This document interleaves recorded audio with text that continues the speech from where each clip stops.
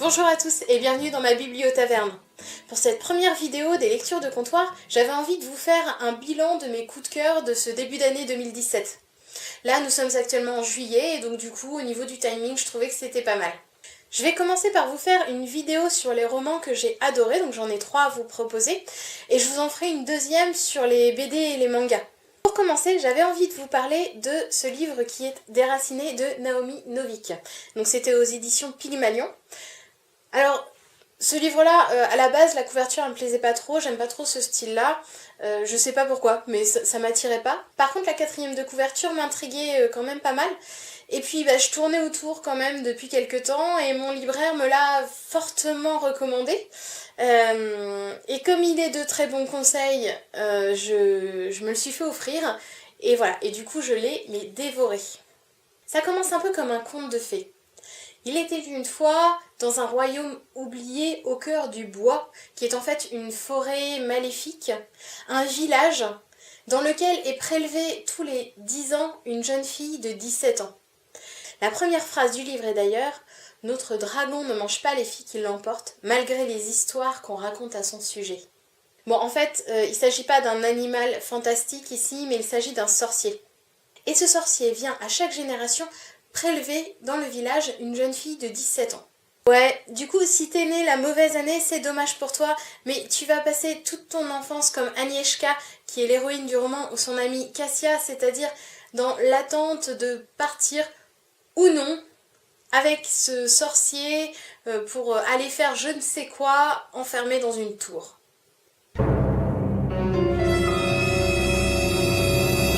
Alors, à ce moment-là du roman, il y a un passage un peu young adulte avec un immense suspense, c'est-à-dire, mais qui va être cette jeune fille de 17 ans choisie cette année-là? Eh bien, c'est l'héroïne du roman, bien sûr. Agnieszka est une jeune femme maladroite, mais loin d'être idiote, et vraiment très attachante. On la voit évoluer tout le long du récit et perdre son côté un petit peu enfantin. Déraciné est un conte initiatique qui nous fait voyager dans un univers médiéval fantastique où on y rencontre plein de paysages et d'ambiances très différentes. Ce que j'ai aimé dans ce livre, c'est que j'ai vraiment été happée par l'histoire. À partir d'une vingtaine de pages, j'avais vraiment du mal à le lâcher.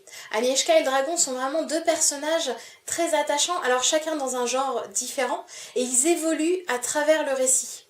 Et puis les personnages ne sont pas des surhommes, ce ne sont pas des super-héros. Pour arriver à leur fin, ils vont traverser beaucoup de péripéties et ils vont souffrir et ils vont perdre des choses. Et là, moi, lectrice, j'y retrouve vraiment mon compte. C'est donc un livre enchanteur pour ceux qui seraient en quête de magie, d'aventure et d'esprit fort.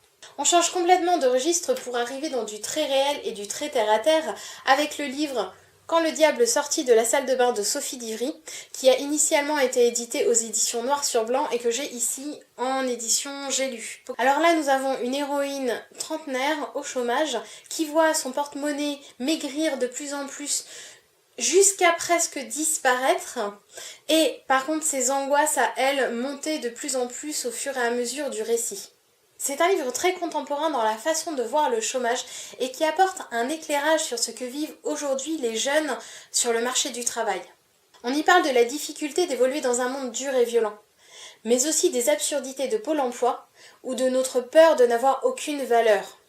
Ce livre parle aussi de rencontres, avec soi dans les difficultés, mais aussi avec les autres. J'ai adoré ce livre parce qu'il est drôle.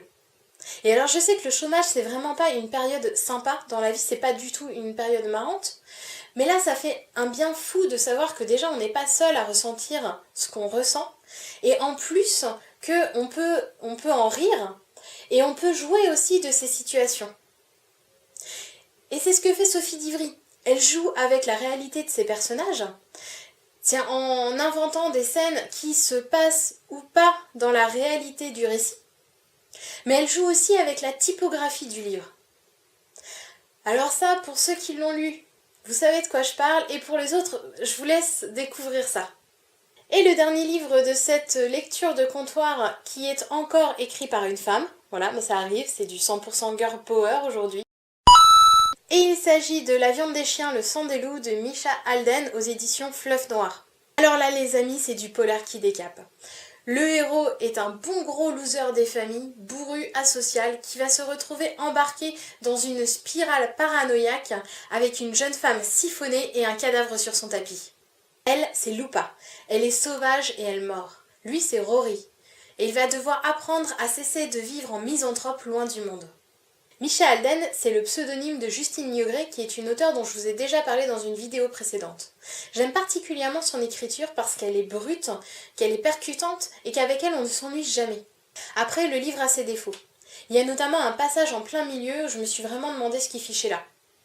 Par contre, le gros point fort de Justine Niogré, de Misha Alden, ce sont ses personnages.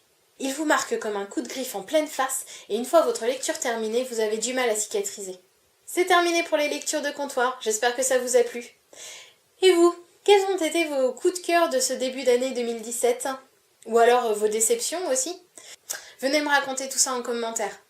Et puis si jamais vous avez quelques idées de lecture, je prends aussi.